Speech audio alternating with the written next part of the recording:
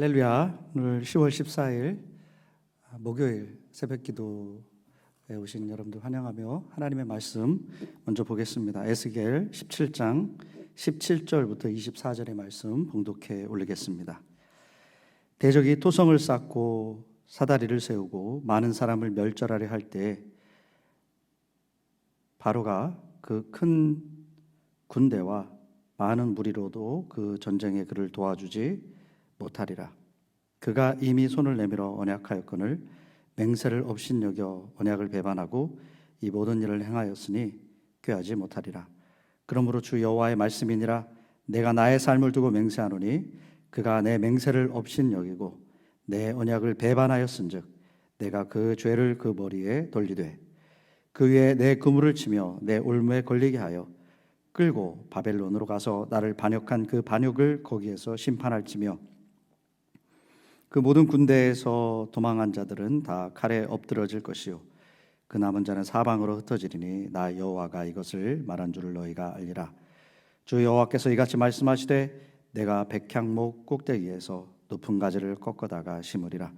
내가 그 높은 새 가지 끝에서 연한 가지를 꺾어 놓고 우뚝 솟은 산에 심되 이스라엘 높은 산에 심으리니 그 가지가 무성하고 열매를 맺어서 아름다운 백향목이 될 것이요 각종 새가 그 아래에 깃들이며 그 가지 그늘에 살리라. 들의 모든 나무가 나 여호와는 높은 나무를 낮추고 낮은 나무를 높이며 푸른 나무를 말리고 마른 나무를 무성하게 하는 줄 알리라. 나 여호와는 말하고 이루느니라 하라. 하나님의 말씀입니다. 잠시 기도하겠습니다. 하나님, 계속해서 에스겔 말씀을 통하여 우리에게 교훈하시니 감사합니다. 오늘 이 아침에도 주님의 말씀에 마음을 열게 하시고 귀를 기울이고 좋은 밭이 되어서 주님의 음성을 들을 수 있는 귀한 시간으로 함께하여 주시옵소서. 예비하신 은혜로 함께하실 주님을 기대합니다. 예수 그리스도의 이름으로 기도합니다. 아멘. 에스겔은 부지런히 하나님의 말씀을 전해야 했습니다. 유다에게 여호와 하나님의 심판의 메시지를 전해야 됐는데 때로는 하나님의 말씀을 직접 입술로 대언하기도 했고 또 때로는 상징 행위들을 통해서 하나님의 뜻을 선포하게 되었죠. 그리고 에스겔 17장에 와서 하나님께서는 또 새로운 방법으로 유다 백성들에게 하나님의 말씀을 전달하게 하고 있습니다. 그것은 뭐냐면 수수께끼와 비유입니다. 이 수수께끼로 시작하는 에스겔 17장의 내용은 크게 세 구조로 되어 있는데요. 1절에서부터 10절까지 수수께끼와 비유에 대해서 나오고요. 또 11절부터 21절까지는 이 비유에 대한 해석 부분이 나옵니다.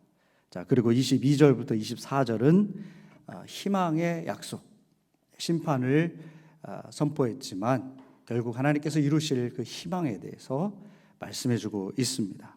오늘 우리가 읽은 본문은 이 두 번째 내용 비유 해석에서도 후반부부터 이 희망을 약속받는 마지막 절까지 이어지고 있는 것을 오늘 우리가 함께 읽었습니다. 오늘 이 본문을 잘 이해하기 위해서는 앞에 그 수수께끼와 비유 부분을 우리가 알 필요가 있습니다. 그 부분을 잠깐 설명해 드리면 독수리 비유로 시작하죠. 한 독수리가 나옵니다. 큰 날개를 가지고 있는데 그 날개는 긴 깃털, 알록달록한 색깔을 가진 깃털을 가진 이 독수리 한 마리가 레바논의 백향목 끝에 돋아있는 순을 땁니다. 그 연한 햇순을 잘라서 상인들이 있는 땅으로 몰고 가서 상인들의 성읍에 놓았다. 이렇게 말씀하고 있죠. 그리고 그 땅에서 난 씨앗을 가져다가 시냇가 옥토에 그것을 심었다. 그 씨앗이 자라서 무성한 포도나무가 되었다. 그런데 크고 길고 많은 깃을 가진 다른 독수리가 등장을 합니다. 이 자라난 포도나무가 이 새로운 독수리를 향해서 뻗어나간다. 그리고 그것에게 물을 달라고 한다라는 이 비유를 말씀합니다. 그리고 질문을 하게 되죠. 이 포도나무가 무성해질 수 있겠느냐? 그 뿌리가 뽑히지 않겠느냐? 라는 질문을 던집니다. 여러분, 이 비유를 들으면서 이 비유가 어떤 것을 의미하는지, 또 이 질문의 답을 알 수가 있을까요? 이 수수께끼를 들은 유다 백성들은 이것을 이해하지 못한 것으로 보입니다. 그래서 17장 말씀에서 이 의미를 제대로 깨닫지 못한 백성들에게 11절부터 하나님께서 직접 이 수수께끼의 의미와 정답을 주시는 것이죠. 처음 나오는 이 독수리는 어떤 것을 의미하는가? 바로 바벨론의 느부갓네살을 의미하는 것입니다. 독수리 비유를 하고 있죠. 왜 독수리인가? 에스겔서 1장에 보면 네 짐승의 환상이 나오잖아요. 사람의 얼굴을 하고 있고 그 뒤로는 독수리의 얼굴을 가지고 있죠. 그리고 오른쪽에는 소의 얼굴, 왼쪽은 사자의 얼굴을 가진 이 네 짐승이 나옵니다. 이 네 짐승의 모습은요, 당시 사람들이 이해하고 있는 최고의 이런 창조물, 최고의 존재들에 대해서 그렇게 인식하고 있었던 것입니다. 사람은요, 하나님께서 만드신 피조물 중에 최고의 작품이죠. 날짐승은 최고는, 그 중에 최고는 독수리입니다. 그리고 집짐승에서는 소고요, 힘 있는 소. 그리고 야생 동물에서는 사자인 것입니다. 이 고대 근동 사람들이 생각했던 최고의 존재들, 생명체들, 그 존재를 이 환상을 통해서 보고 있는 것이었죠. 그런 의미에서 오늘 이 수수께끼에서 독수리 형상이다. 이 독수리를 등장시키는 것은 그만큼 막강한 존재, 하늘을 호령하는 권세, 바로 당시에 이렇게 나라를 지배하면서 힘을 나타내고 있던 바로 바벨론의 그 위세를 드러내고 있는 것입니다. 이 독수리가 백향목에서 순을 따서 상인들의 성읍에 놓았다. 자, 이것은 당시 유다에서 발생했던 그 역사 속에 이 여호야긴 왕을 의미합니다.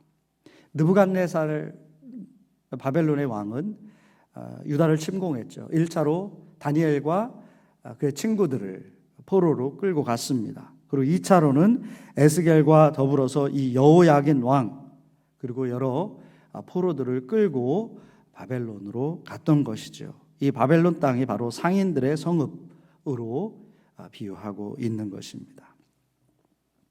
그리고 바벨론은 이스라엘의 땅에 이 요시아의 아들이고 여호야긴 왕의 삼촌 왓디아를 뽑아서 왕으로 세우는데 이름을 개명시킵니다. 시드기야로 개명시켜서 유다 땅의 왕으로 그렇게 삼았습니다. 그래서 이 비유는 시드기야의 이스라엘을 이 포도나무로 비유하고 있고 그것이 다른 독수리의 가지를 뻗고 덩굴손을 뽑았다라고 말하고 있는 것이죠. 여기서 다른 독수리는 또 다른 권세를 의미하겠죠. 바로 애굽을 의미하고 있습니다. 당시에 또 다른 막강한 권력을 가진 나라 애굽을 의미하는데 시드기야가 바벨론이 아닌 애굽을 의지하고 있는 그런 상태를 의미하고 있는 것입니다. 그러면서 하나님은 이러한 이스라엘이 온전할 수 있을까? 애굽을 의지하는데 나라가 안전할 수 있겠느냐라는 질문을 던지고 있는 것이죠. 그러면서 하나님께서는 이 수수께끼에 대한 답을 알려주십니다. 15절에 보면 아니다. 그는 분명히 죽을 것이다. 살지 못할 것이다. 그가 바벨론 왕으로부터 이스라엘의 왕으로 세워졌는데 이 맹세한 것을 무시하고 깨트렸기 때문에 그는 반드시 죽게 된다라는 것으로 말씀하고 있습니다. 그러니까 시드기야는요 왕으로 세워질 때 바벨론과 충성의 언약을 맺었습니다. 잘 섬기겠다, 바벨론의 속국이 되겠다 이런 서약을 했던 것이죠. 그런데 그것을 깼죠. 그리고 애굽을 등에 업고 바벨론에게 대항을 했습니다. 그런 상황에서 이와 같은 경고의 말씀이 주어진 것입니다. 그러면서 19절에 이렇게 말씀합니다. 그러므로 주 여호와의 말씀이니라 내가 나의 삶을 두고 맹세하노니 그가 내 맹세를 어기고 내 언약을 배반하였은즉 내가 그 죄를 그 머리에 돌리되 또 10절에 심판할 것이며 칼로 치고 사방으로 흩어지게 하겠다. 여기서 하나님께서는 시드기야의 유다가 바벨론 왕 느부갓네살과 맺은 언약을 깨뜨린 것을 이제 언급하시면서 말씀했는데 이 19절에 와서 하나님께서는 그 언약이 바로 나와 맺은 언약이다라는 그런 말씀을 하고 있습니다. 바벨론과 맺은 언약을 하나님과 맺은 언약과 동일하게 그렇게 말씀하고 있는 것입니다. 이는 무엇을 의미하는 것일까요? 두 가지로 우리가 이것을 해석할 수가 있겠는데, 먼저는 하나님은 이스라엘만의 하나님이 아니시다라는 것이죠. 세계를 경영하시고 역사를 주관하시는 하나님, 유다의 하나님만이 아니고 전 세계의 하나님이시다. 그 하나님께서 바벨론을 통해서 이스라엘을 심판하시고 바벨론에게 항복하는 것, 바벨론을 섬기는 것, 그것이 하나님의 뜻이다라는 것을 나타내는 것입니다. 예레미야를 통해서도 계속해서 그것을 말씀하셨죠. 바벨론과의 이 언약, 유다가 맺은 이 언약이 바로 이처럼 세계를 운영하시는 하나님께서 이루신 것이다. 즉 하나님께서 그들을 통해서 이스라엘과 이 언약을 맺으신 것이다 라는 겁니다. 그렇기 때문에 하나님께서는 바벨론 왕과의 그 언약을 깨고 자기의 뜻대로 행하는 이 시드기야를 향해서 나와의 언약을 깨트린 것이다 라고 지적하고 있는 것입니다. 여러분, 하나님을 믿건 안 믿건 또 선한 자이건 약한 자이건 모든 것을 통해서 하나님의 뜻을 보일 수 있는 분이 바로 우리의 하나님이시다. 역사의 주인이 바로 하나님이시다 라는 것을 우리는 기억해야 합니다. 그래서 우리에게 정말 중요한 것은 하나님의 뜻을 깨닫고 이 역사 속에서 운행하시는 그 하나님의 그 섭리를 깨닫고 순종하는 것, 그것이 중요한 것입니다. 그리고 두 번째로 이렇게 해석할 수 있습니다. 하나님의 이름으로 한 언약을 소홀히 여기면 안 된다. 새 번역은요, 이 19절 말씀을 이렇게 번역합니다. 그는 나의 이름을 두고 한 맹세를 업신여겼다. 나의 이름을 걸고 맺은 언약을 깨뜨렸다. 그래서 벌을 내릴 것이다. 이 번역은 개역 개정과 조금은 다르죠. 개역 개정은 직접적으로 하나님께서 맺은 언약처럼 그렇게 번역을 했는데, 이 새 번역은 하나님의 이름으로 맹세했다라고 말씀하고 있습니다.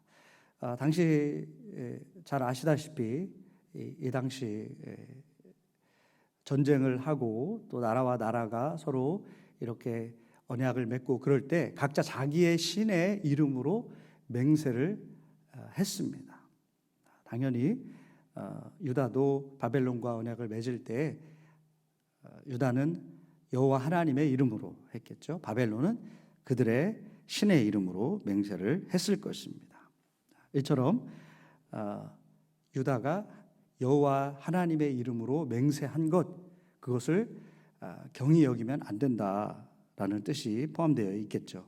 레위기 19장에 보면 하나님 이름으로 거짓 맹세하면 하나님의 이름을 욕되게 하는 것이다 라고 말씀하고 있고요. 민수기 30장에서는 여호와께 맹세했으며 깨뜨리지 말고 말한 대로 행해야 한다 라고 합니다. 하나님의 이름으로 맹세하고 이행하지 아니하면 십계명에서 언급하고 있는 하나님의 이름을 망령되이 일컫게 되는 것이다. 하나님의 이름으로 맹세를 했다는 것은 우리가 흔히 그냥 장난스럽게 얘기하는 이런 맹세, 그런 것과 비교할 수 있는 것이 아닙니다.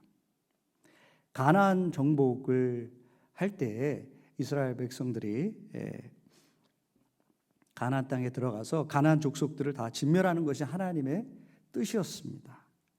그런데 기브온 사람들이 속였죠. 마치 멀리에서 여행 온 사람들처럼 그렇게 꾸미고 이스라엘 백성들에게 나아왔습니다. 그리고 화친을 맺었습니다. 여호와의 이름으로 그들과 화친을 맺었습니다. 그래서 기브온 족속이 진멸되어야 할 가나안 족속임에도 불구하고 그들이 가나안 족속이다라는 것을 알았지만 이스라엘은 그들을 진멸할 수가 없었습니다. 왜입니까?